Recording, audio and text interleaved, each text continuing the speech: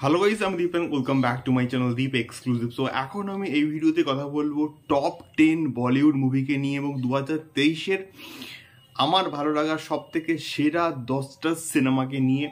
So সবার ফার্স্টে বলবো, তোমাদের সেরা টপ 10 মুভির লিস্টটিকে আমাকে অবশ্যই কিন্তু কমেন্ট বক্সে কমেন্ট করে কিন্তু শেয়ার করতে পারো। সো টপ 10-এর মধ্যে আমি 10 নম্বরে যে ছবিটাকে রেখেছি সেটা কিন্তু অবশ্যই এসআরকের পাঠান। এবং এসআরকে পাঠান এমন একটা প্রজেক্ট ছিল যে প্রজেক্টটা দিয়ে কিন্তু এসআরকে একটা বিরাট বড় লেভেলের কিন্তু কামব্যাক হয়েছিল এবং এই সিনেমাটা চরম লেভেলের হয়েছিল, চরম লেভেলের অ্যাকশন সিকোয়েন্সেস, সিদ্ধার্থ আনন্দ এবং এসআরকে প্রথমবার একসঙ্গে কাজ করেছিল এবং ব্যাপক লেভেলে কিন্তু কালেকশন করেছিল বক্স অফিস থেকে, এবং এটা অবশ্যই আমার লিস্টে 10 নম্বরে থাকবে। তারপরে আমি রাখবো OMG 2-কে।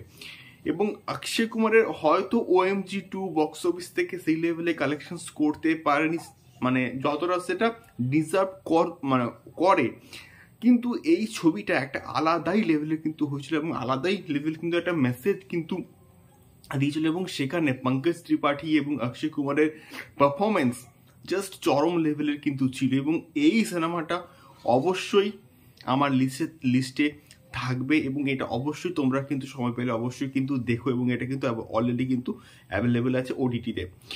আচ্ছা, তারপরে আমি রাখবো অবশ্যই 7 নম্বরে টাইগার 3-কে। তো টাইগার 3 এমন একটা প্রজেক্ট এবং যে লেভেলে আমরা বক্স অফিস আশা করছিলাম সেই লেভেলে কিন্তু বক্স অফিস আমরা পাইনি, বাট এই সিনেমাটা কিন্তু ভালো হয়েছে। তোমরা অবশ্যই কিন্তু দেখো এবং এটা কিন্তু অবশ্যই তোমরা সময় পেলে কিন্তু দেখো।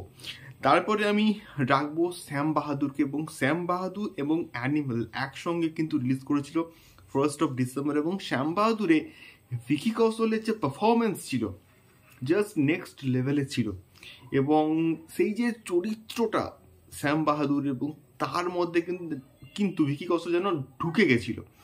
এবং প্রিভিয়াসলি আমরা ভিকিকে এইরকম চরিত্রে কিন্তু অভিনয় করতে দেখেছি সর্দার উধম সিংয়ে, এবং এই পার্টিকুলার চরিত্রটা যেভাবে দেখানো হয়েছে, পোর্ট্রে করা হয়েছে এবং ভিকির যে পারফরমেন্স সেটা কিন্তু চরম লেভেলের কিন্তু ছিল এবং এই ছবিটা অবশ্যই আমার কিন্তু লিস্টে থাকবে। এবং তারপরে আমি কিন্তু রেখেছি অ্যানিমালকে। অ্যানিমাল এমন একটা প্রজেক্ট যেটা সিনেমা হলে দেখতে জাস্ট চরম লেভেলের কিন্তু আমার লেগেছিল এবং অ্যানিমালকে সন্দীপ রেড্ডি ভাঙ্গার যে ভিশন, তার যে ভায়োলেন্স এবং রণবীর কাপুরের অনবদ্য একটা পারফরমেন্স জাস্ট নেক্সট লেভেলে কিন্তু ছিল এবং এখনও অবধি কিন্তু অ্যানিম্যাল ব্যবসা করে যাচ্ছে।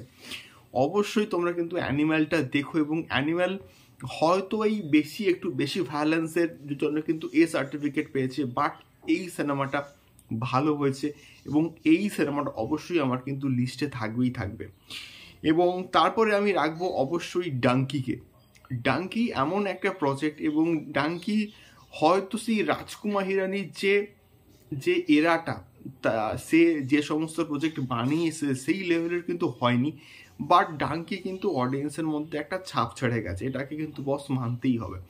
এবং ডাঙ্কিতে এসআরকে পারফরমেন্স, তাপসি পান্নুর পারফরমেন্স এবং প্রত্যেকের অসাধারণ একটা পারফরমেন্স কিন্তু তোমাদের কিন্তু ভালো লাগবে এবং স্টোরি টেলিং থেকে স্টার্ট করে প্রত্যেকটা জায়গা কমেডি এবং সোশ্যাল কমেডি হিসেবে কিন্তু ডাঙ্কি অবশ্যই আমার কিন্তু লিস্টে থাকবে। এবং তারপরে আমি 3 নম্বরে কিন্তু রেখেছি জওয়ানকে। সো জওয়ান এমন একটা প্রজেক্ট, অ্যাটলি এবং এসআরকের ফার্স্ট টাইম কম্বিনেশন এবং কোলাবোরেশন আমরা যাকে বলি, এবং এই সিনেমাটা জাস্ট বলিউড ইন্ডাস্ট্রির জাস্ট ইতিহাসটা জাস্ট পাল্টে দিয়েছে এবং highest grosser, highest box office collections এবং এসআরকের সেই মাস এরা এসআরকে অ্যাকশন অবতারে কিন্তু আমরা দেখতে পেয়েছিলাম পাঠান, এবং তারপরে জওয়ানের সেই যে অবতারটা জাস্ট নেক্সট লেভেলে কিন্তু হয়েছে এবং অ্যাটলি এসআরকে যেভাবে প্রেজেন্ট করেছে আমরা কিন্তু এইভাবে কিন্তু দেখিনি প্রিভিয়াসলি এসআরকে, সেটা কিন্তু অবশ্যই কিন্তু জওয়ান দেখো এবং এটা কিন্তু অলরেডি অ্যাভেলেবেল আছে OTT প্ল্যাটফর্মে। এবং 2 নম্বরে আমি কিন্তু রেখেছি এমন একটা প্রজেক্টকে এবং সেটা হচ্ছে সত্য প্রেম কি কথা। এই সিনেমাটাকে একদম আন্ডার এস্টিমেট করো না এবং এখানে কার্তিক আরিয়ান এবং কিয়ারা আদবানির যে পারফরমেন্স অনবদ্য, এবং এই সিনেমাটাকে একটা সিম্পল রোমান্টিক সিনেমা হিসেবে কিন্তু একদমই ট্রিট করো না, এবং এটা অন্য রকম গল্প এবং এটা অন্য রকমের একটা মেসেজ দিচ্ছে।